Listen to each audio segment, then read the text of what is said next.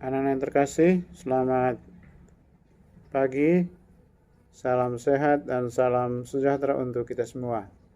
Pagi ini kita belajar tentang Yesus menderita sengsara, wafat, dan bangkit. Baik, marilah kita buka pelajaran kita pagi ini dengan berdoa. Dalam nama Bapa dan Putra dan Roh Kudus. Amin.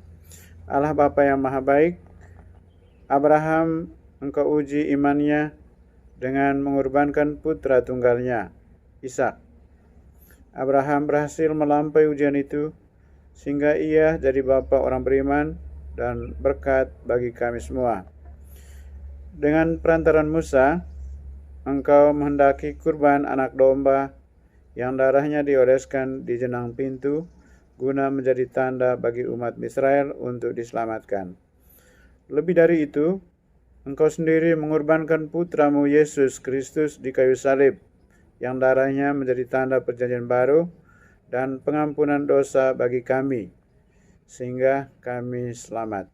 Terpujilah namamu Bapa, kini dan sepanjang masa. Amin. O Roh Kudus, sucikanlah bibir dan lidahku dengan api ilahi, supaya aku suka berbicara mengenai Yesus. Santo Fransiskus Assisi, pelindung kongregasi SFD, doakanlah kami. Moeder Constantia van der Linden, pendiri kongregasi SFD, doakanlah kami. Santa Maria, pelindung sekolah kami, doakanlah kami. Salam Maria, penuh rahmat, Tuhan sertamu. Terpujilah engkau di antara wanita, dan terpujilah buah tubuhmu Yesus. Santa Maria, Bunda Allah, doakanlah kami yang berdosa ini, sekarang dan waktu kami mati. Amin. Dalam nama Bapa dan Putra dan Roh Kudus. Amin. Anak-anak yang terkasih, selanjutnya kita akan mendengarkan bacaan kitab suci yang diambil dari Injil Matius bab 26 ayat 26 sampai 29, ayat 27, bab 27 ayat 1 sampai 66, dan bab 28 ayat 1 sampai 10. Yesus makan Paskah dengan murid-muridnya. Matius bab 26 ayat 26 sampai 29. Dan ketika mereka sedang makan, Yesus mengambil roti, mengucap berkat, memecah-mecahkannya, lalu memberikannya kepada murid-muridnya dan berkata, "Ambillah, makanlah, inilah tubuhku." Sesudah itu, ia mengambil cawan, mengucap syukur, lalu memberikannya kepada mereka dan berkata, "Minumlah kamu semua dari cawan ini, sebab inilah darahku, darah perjanjian yang ditumpahkan bagi banyak orang untuk pengampunan dosa.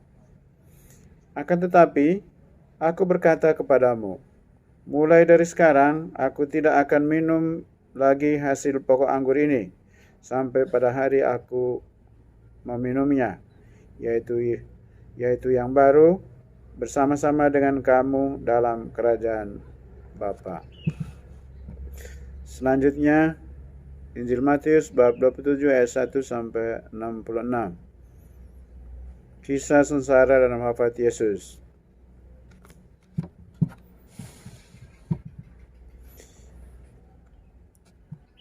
Yesus diserahkan kepada Pilatus, kematian Yudas. Ketika hari mulai siang, semua imam kepala dan tua-tua bangsa Yahudi berkumpul dan mengambil keputusan untuk membunuh Yesus. Mereka membelenggu dia, lalu membawanya dan menyerahkannya kepada Pilatus, wali negeri itu.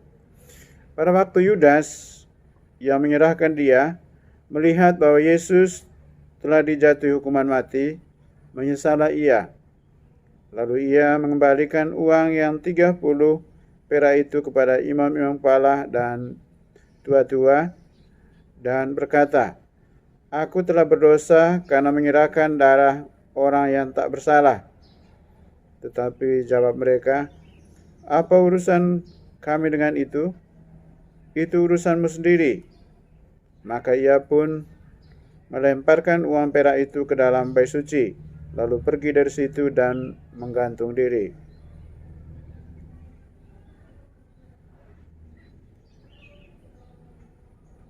Imam-imam kepala mengambil uang perak itu dan berkata, "Tidak diperbolehkan memasukkan uang ini ke dalam peti persembahan, sebab ini uang darah." Sesudah berunding, mereka membeli dengan uang itu tanah yang disebut tanah tukang periuk untuk dijadikan tempat pekuburan orang asing. Itulah sebabnya tanah itu sampai pada hari ini disebut tanah darah. Dengan demikian, genaplah firman yang disampaikan oleh Nabi Yeremia. Mereka menerima 30 uang perak, yaitu harga yang ditetapkan untuk seorang menurut penilaian yang berlaku di antara orang Israel. Dan mereka memberikan uang itu untuk tanah tukang periuk, seperti yang dipesankan Tuhan kepadaku. Lalu Yesus dihadapkan kepada wali negeri, dan wali negeri bertanya kepadanya, "Engkaukah raja orang Yahudi?" Jawab Yesus, "Engkau sendiri mengatakannya." Tetapi atas tuduhan yang diajukan imam-imam kepala dan tua-tua terhadap dia, ia tidak memberi jawab apapun. Maka kata Pilatus kepadanya, "Tidakkah engkau dengar betapa banyaknya tuduhan saksi-saksi ini terhadap engkau?" Tetapi ia tidak menjawab suatu kata pun, sehingga wali negeri itu sangat heran. Telah menjadi kebiasaan bagi wali negeri untuk membebaskan satu orang hukuman pada tiap-tiap hari raya itu atas pilihan orang banyak. Dan pada waktu itu ada dalam penjara seorang yang terkenal kejahatannya yang bernama Yesus Barabas. Karena mereka sudah berkumpul di sana, Pilatus berkata kepada mereka, "Siapa yang kamu kehendaki kubebaskan bagimu? Yesus Barabas atau Yesus yang disebut Kristus?" Ia memang mengetahui bahwa mereka telah menyerahkan Yesus karena dengki. Ketika Pilatus sedang duduk di kursi pengadilan, istrinya mengirim pesan kepadanya, "Jangan engkau mencampuri perkara orang benar itu, sebab karena dia aku sangat menderita dalam mimpi tadi malam." Tetapi oleh hasutan imam-imam kepala dan tua-tua, orang banyak bertekad untuk meminta supaya Barabas dibebaskan dan Yesus dihukum mati. Wali negeri menjawab dan berkata kepada mereka, "Siapa di antara kedua orang itu yang kamu kehendaki kubebaskan bagimu?" Kata mereka, "Barabas." Kata Pilatus kepada mereka, "Jika begitu, apakah yang harus kuperbuat dengan Yesus yang disebut Kristus?" Mereka semua berseru, "Ia harus disalibkan." Katanya, "Tetapi kejahatan apakah yang telah dilakukannya?" Namun mereka makin keras berteriak, "Ia harus disalibkan." Ketika Pilatus melihat bahwa segala usaha akan sia-sia, malah sudah mulai timbul kekacauan, ia mengambil air dan membasuh tangannya di hadapan orang banyak dan berkata, "Aku tidak bersalah terhadap darah orang ini. Itu urusan kamu sendiri." Dan seluruh rakyat itu menjawab, "Biarlah darahnya ditanggungkan atas kami dan atas anak-anak kami." Lalu ia membebaskan Barabas bagi mereka. Tetapi Yesus diserahnya, lalu diserahkannya untuk disalibkan. Kemudian serdadu-serdadu wali negeri membawa Yesus ke gedung pengadilan, lalu memanggil seluruh pasukan berkumpul sekeliling Yesus. Mereka menanggalkan pakaiannya dan mengenakan jubah ungu kepadanya. Mereka menganyam sebuah mahkota duri dan menaruhnya di atas kepalanya, lalu memberikan dia sebatang buluh di tangan kanannya. Kemudian mereka berlutut di hadapannya dan mengolok-olok dia. Katanya, "Salam, hai Raja orang Yahudi." Mereka meludahinya dan mengambil bulu itu dan memukulkannya ke kepalanya. Sesudah mengolok-olokkan dia, Mereka menanggalkan jubah itu daripadanya dan mengenakan pula pakaiannya kepadanya. Kemudian mereka membawa dia keluar untuk disalibkan. Ketika mereka berjalan keluar kota, mereka berjumpa dengan seorang dari Kirene yang bernama Simon. Orang itu mereka paksa untuk memikul salib Yesus. Maka sampailah mereka di suatu tempat yang bernama Golgota, artinya tempat tengkorak. Lalu mereka memberi dia minum anggur bercampur empedu. Setelah ia mengecapnya, ia tidak mau meminumnya. Sesudah menyalibkan dia, mereka membagi-bagi pakaiannya dengan membuang undi. Lalu mereka duduk di situ menjaga dia. Dan di atas kepalanya terpasang tulisan yang menyebut alasan mengapa ia dihukum. Inilah Yesus, Raja orang Yahudi. Bersama dengan dia disalibkan dua orang penyamun, seorang di sebelah kanan dan seorang di sebelah kirinya. Orang-orang yang lewat di sana menghujat dia dan sambil menggelengkan kepala. Mereka berkata, "Hai engkau yang mau merubuhkan bait suci dan mau membangunnya kembali dalam 3 hari. Selamatkan dirimu, jika engkau anak Allah, turunlah dari salib itu." Demikian juga imam-imam kepala bersama-sama ahli-ahli Taurat dan tua-tua mengolokkan dia dan mereka berkata, "Orang lain ia selamatkan, tetapi dirinya sendiri tidak dapat diselamatkan. Ia Raja Israel. Baiklah ia turun dari salib itu, dan kami akan percaya kepadanya. Ia menaruh harapannya pada Allah. Baiklah Allah menyelamatkan dia, jikalau Allah berkenan kepadanya. Karena ia telah berkata, Aku adalah anak Allah." Bahkan penyamun-penyamun yang disalibkan bersama-sama dengan dia mencelanya demikian juga. Mulai dari jam 12, kegelapan meliputi seluruh daerah itu sampai jam 3. Kira-kira jam 3 berserulah Yesus dengan suara nyaring, "Eli, Eli, lama sabachthani." Artinya, "Allahku, Allahku, mengapa engkau meninggalkan aku?" Mendengar itu, beberapa orang yang berdiri di situ berkata, "Ia memanggil Elia." Dan segeralah datang seorang dari mereka. Ia mengambil bunga karang, mencelupkannya ke dalam anggur asam, lalu mencucukkannya kepada sebatang bulu dan memberi Yesus minum.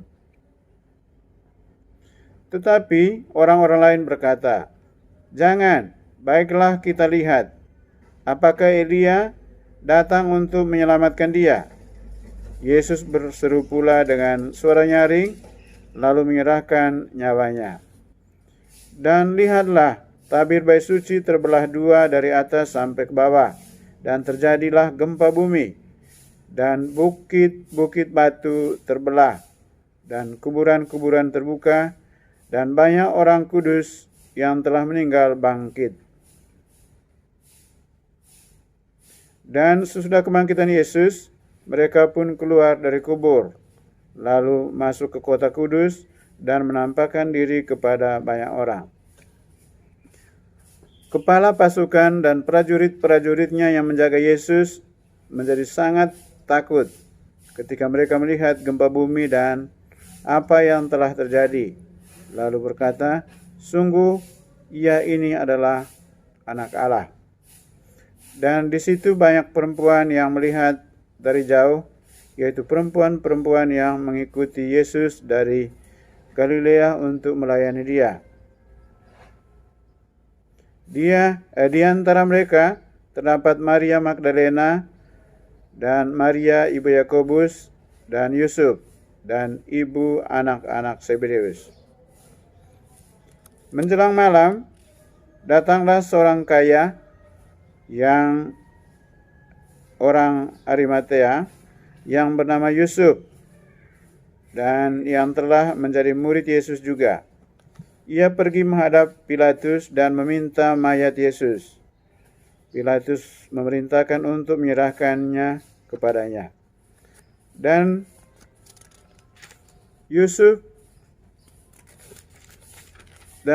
pun mengambil mayat itu, mengapaninya dengan kain lenan yang putih bersih, lalu membaringkan di dalam kuburnya yang baru, yang digalinya di dalam bukit batu. Dan sesudah menggulingkan sebuah batu besar di pintu kubur itu, pergilah ia. Tetapi Maria Magdalena dan Maria yang lain tinggal di situ, duduk di depan kubur itu.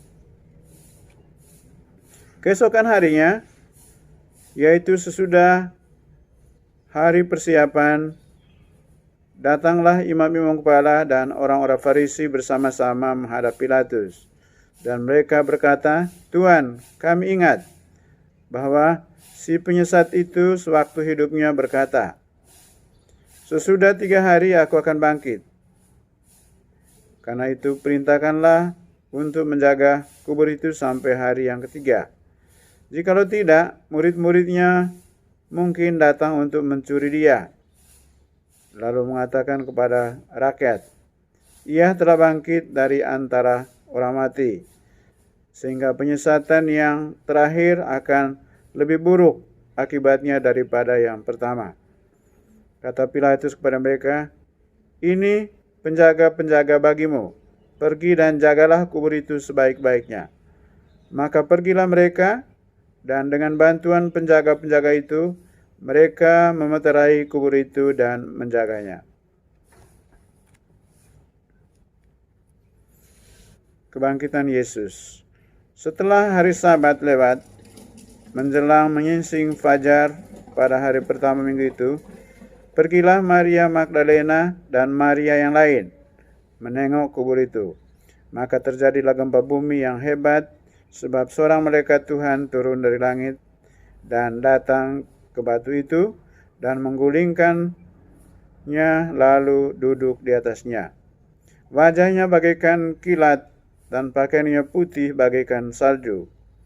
Dan penjaga-penjaga itu gentar ketakutan dan menjadi seperti orang-orang mati.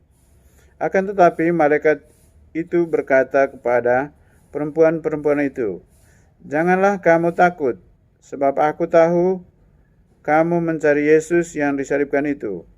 Ia tidak ada di sini, sebab ia telah bangkit, sama seperti yang telah dikatakannya. Mari, lihatlah tempat ia berbaring. Dan segeralah pergi dan katakanlah kepada murid-muridnya bahwa ia telah bangkit dari antara orang mati. Ia mendului kamu ke Galilea, di sana kamu akan melihat dia. Sesungguhnya aku telah mengatakannya kepadamu." Mereka segera pergi dari kubur itu dengan takut dan dengan sukacita yang besar, dan berlari cepat-cepat untuk memberitahukannya kepada murid-murid Yesus. Tiba-tiba Yesus berjumpa dengan mereka dan berkata, "Salam bagimu." Mereka mendekatinya dan memeluk kakinya serta menyembahnya. Maka kata Yesus kepada mereka, "Jangan takut.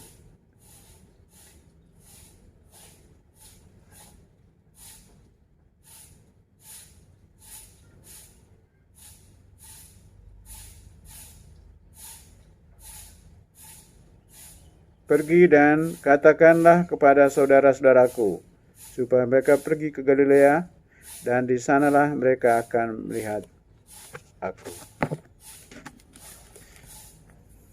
Baik, anak-anak yang terkasih, selanjutnya kita mendengarkan beberapa pertanyaan sehubungan dengan bacaan suci yang sudah kita dengar bersama. Yang pertama, di manakah tempat Yesus disalibkan?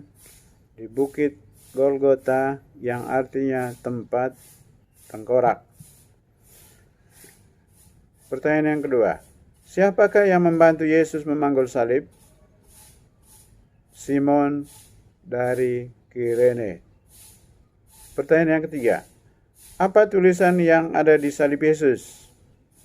Inri, artinya inilah Yesus Raja orang Yahudi. Pertanyaan yang keempat, apakah doa Yesus kepada prajurit? Bapa, ampunilah mereka, karena mereka tidak tahu apa yang mereka perbuat. Pertanyaan yang kelima, mengapa Yesus mau disalibkan? Karena cintanya kepada manusia yang berdosa.